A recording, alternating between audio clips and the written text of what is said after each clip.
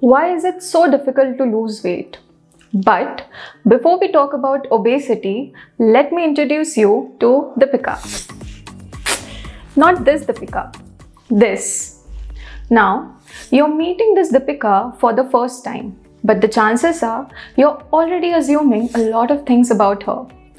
She must be eating a lot.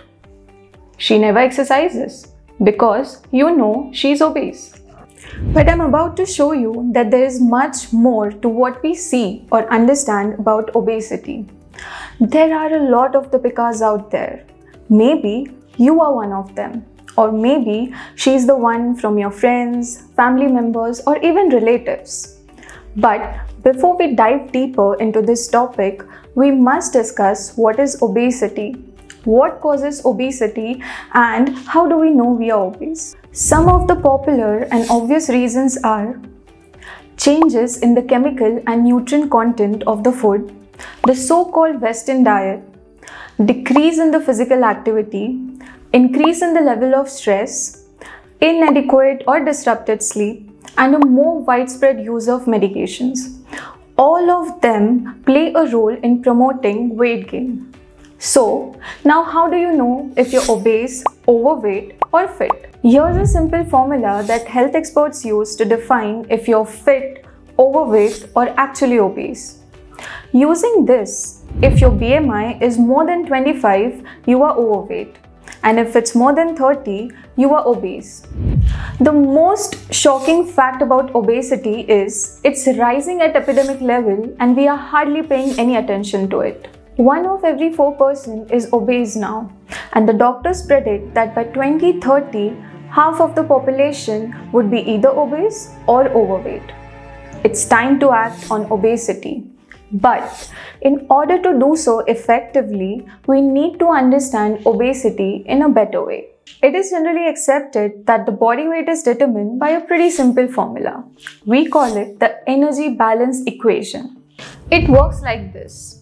If the number of calories you consume equals to the number of calories you burn, your weight remains the same. Now, using the above formula, we can say that obesity is a lifestyle choice and the cure for it is simple. Eat less, exercise more. And it may sound logical and make total sense, but it's wrong. Let me explain. First, let's talk about the set point. No, I'm not talking about that set point in a tennis match when one player is about to beat the other. I am talking about a theory that states that no matter what you consciously want your weight to be, your brain has its own sense of the amount of body fat it should have on board.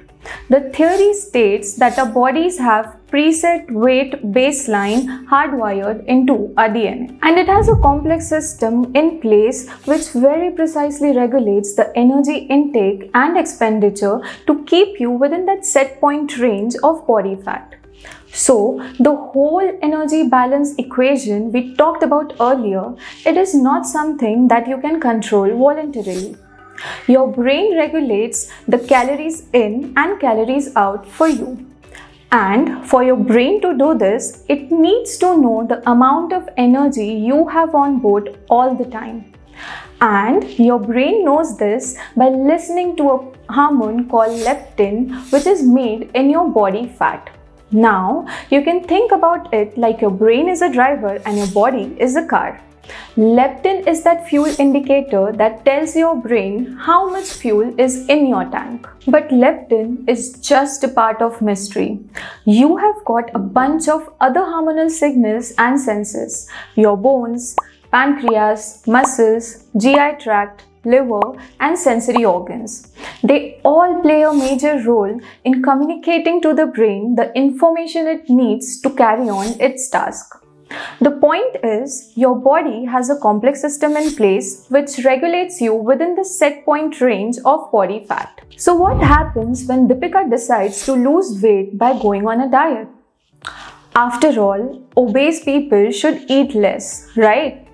Here's what happens. She loses weight, but her hormone levels change. Her mind hears about this and it starts acting to restore whatever body fat she has lost. Now, Deepika is feeling hungrier And maybe she's unaware, but now she's burning fewer calories than before. You see, set point is usually a one-way street. Once elevated, your brain starts to work to defend it as vigorously as it would a lower point. Now, Deepika's brain does not know that she needs to lose weight. It just knows to defend her current set point. Now, coming back to the example of a car. Deepika can't help but look out for a fuel station to refuel as she sees that the fuel indicator is low. But at the same time, she becomes more fuel efficient by burning less energy than before.